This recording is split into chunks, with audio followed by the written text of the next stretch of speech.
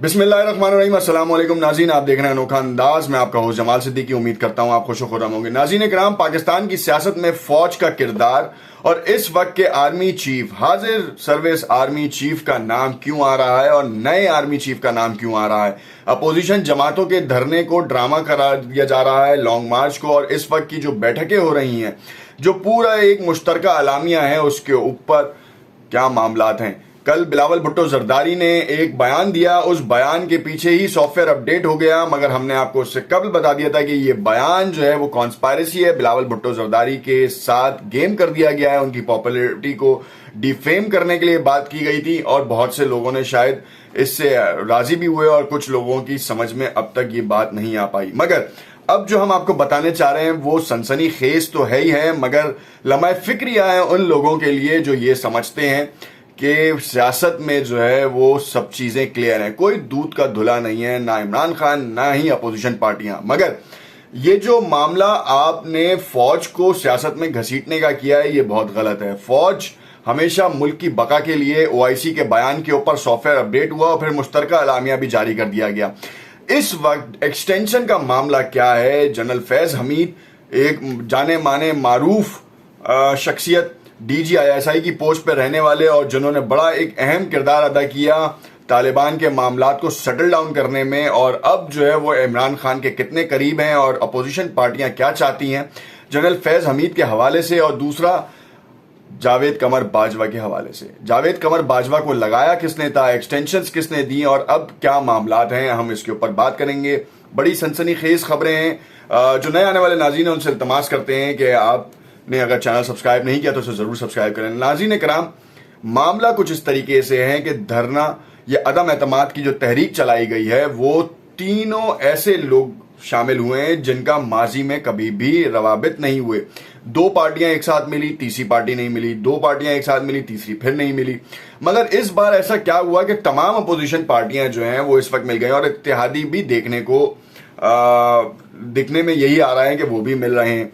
इमरान खान के लिए तहरीक अदम एतमाद का जो इजलास है वो 21 के बजाय 25 को बुलाने के ऊपर इत्तेफाक किया गया स्पीकर कौमी असम्बली की तरफ से। अब अपोजिशन पार्टियां जो 21 की बातचीत कर रही थी, उन्होंने भी इस बात को छोड़ दिया और जब इससे ये ऐलान हुआ आज सुबह से, तो उसके बाद जो है मंजर ही कुछ और होता नजर आ रहा है। मगर यहां पे बताता चलूं कि इस पूरे मामले को, इस पूरे मुद्दे को कामरान खान ने कुछ अल्फाजों में जोड़ा और कहा कि ये सियासत में ये जो भूचाल है, इमरान खान को टफ टाइम जो दिया जा रहा है वो है जनरल्स की तकर्री। जनरल कमर जावेद बाजवा इस साल के आखिर में रिटायर हो रहे हैं और इनकी रिटायरमेंट के हवाले से कहा यह जा रहा है कि 1 साल का एक्सटेंशन दे दिया जाए। ये सिर्फ कयासराइयां हैं, इसमें बहुत सारी चीजें, मगर मामला जो है वो जाविया ये कहता है कि अगर एक्सटेंशन दे दी जाती है तो मामलात हल भी हो सकते हैं। और जो इमरान खान साहब की जो ख्वाहिश है, खास तौर पे जनरल फैज को लेके, जो इस वक्त पिशावर कॉर्प्स के जो है कमांडर हैं, जनरल हैं बेसिकली, और वो उनको नया आर्मी चीफ बनाया जाए। इस वक्त उनकी सीनियरिटी पोजीशन 11वीं है। जब जनरल कमर जावेद बाजवा रिटायर्ड हो जाएंगे तो उससे कबल मुतादिद और लोग हैं जो सीनियरिटी लिस्ट में, वो रिटायर्ड हो जाएंगे। उसके बाद जनरल फैज का नंबर आएगा। अब जनरल फैज के नंबर आने में कोई दिक्कत नहीं है। वजीर आजम का इख्तियार है कि वो किसी को भी आर्मी चीफ लगा सकता है। आपने देखा कि माजी में मुशर्रफ को नवाज शरीफ ने लगाया और तख्ता उतरवाया भी उनका, पहले उनके खिलाफ कार्रवाई की और फिर मुशर्रफ ने जो काम किया वो आप सबके सामने। अब जनरल कमर जावेद बाजवा को भी आर्मी चीफ नवाज शरीफ ने लगवाया, एक्सटेंशन दी, बिल्कुल दी एक्सटेंशन। इमरान खान साहब के दौर में एक्सटेंशन हुई। अब किसी नए आर्मी चीफ को मंजर आम पर लाने की बातचीत है, तो इसमें वजीर आजम का इख्तियार है, आईनी इख्तियार है कि वजीर आजम जो है वो नाम तजवीज़ करेगा। जनरल कमर जावेद बाजवा की तरफ से भी जो है वो नाम आ सकते हैं। जनरल कमर जावेद बाजवा साहब ने जो है वो अपना पूरा टेन्योर बड़ा बेहतरीन गुजारा है और इस टेन्योर में बहुत से मामलात हल भी हुए हैं। डेमोक्रेसी को इन्होंने सपोर्ट किया है, सियासत में ज़्यादा मदाखलत नहीं की। जनरल फैज हमीद की और इमरान खान साहब से इतनी कुर्बत की वजह उनकी अंडरस्टैंडिंग भी है, पहचानते भी हैं, देखते भी हैं, और इसी हवाले से उनका नाम जो है वो ज़ेरे गौर आ रहा है। एक और DG हैं, उनका नाम भी है, मगर वो इस वक्त जो है वो रिवील करना ज़रा फेक न्यूज़ के क्राइटेरिया में भी आ सकता है, क्योंकि जनरल फैज़ हमीद का नाम मुख्तलिफ मीडिया चैनल्स में मुख्तलिफ एंकर साहिबान ने और इस वक्त के जो हालात चल रहे हैं उसमें सामने आ रहा है, और इसी वजह से हम आपको बता रहे हैं। और ये जानी मानी शख्सियत हैं, पूरी दुनिया में जो है वो इनके हवाले से बड़ी गुफ्तशुनीद की गई है, ख़ास तौर पे तालिबान के किरदार के हवाले से कि तालिबान ने जब एक्वायर किया पूरा अफगानिस्तान तो उनको बड़ा सपोर्ट किया इन्होंने, और इन्होंने बाकायदा तौर पर शटल डाउन में स्ट्रेटेजिक मूव्स, स्ट्रेटजी, ये तमाम चीज़ें प्रोवाइड की हैं, और जिसकी वजह से पाकिस्तान और अफगानिस्तान के जो बॉर्डर एरियाज़ हैं उनमें भी सिक्योरिटी के इकदाम बेहतर हुए हैं। और हमने देखा कि इस बेहतरी के इकदाम के लिए बड़ी जी तोड़ कोशिशें भी की गई जनरल फैज़ हमीद की तरफ से।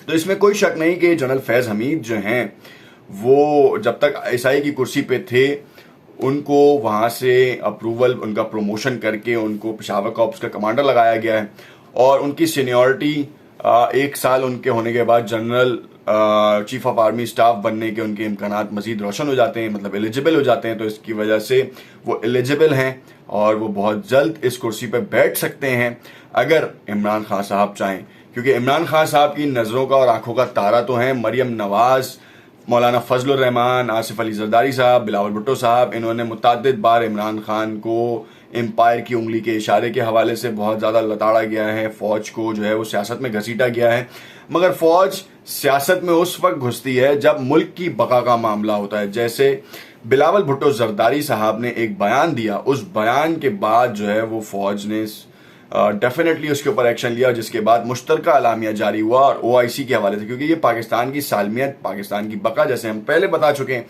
कि इस वक्त जो 48वीं कॉन्फ्रेंस हो रही है, और यहाँ पे एक छोटी सी ट्विस्ट आपको बताएं कि ये 48वीं कॉन्फ्रेंस OIC की जो है इसको 1974 में जो नई जिंदगी दी थी वो जुल्फिकार अली भुट्टो साहब ने दी थी। जुल्फिकार अली भुट्टो साहब का कारनामा आज तक याद रखा जाता है, क्योंकि उन्होंने लेफ्ट और राइट विंग के तमाम मुस्लिम ममालिक के सरबराहान को जोड़ा, एक प्लेटफॉर्म पे लेकर आए, और उस प्लेटफॉर्म पे लेके आने के बाद पाकिस्तान उस वक्त वाहिद वो मुल्क था जो न्यूक्लियर की तलाश में काम कर रहा था। ये 1974 वो बड़ा बेहतरीन साल है। उसी वक्त जो है बाकायदा तौर पर रिसर्च सेंटर्स वगैरह के लिए सेंक्शंस हुई, उसके ऊपर प्लानिंग भी हुई। मुस्लिम उम्मा का काम था, मुस्लिम उम्मा ने अपना काम बखूबी अंजाम दिया और बहुत ईजीएस्ट वे में जो है ना ये काम किया गया।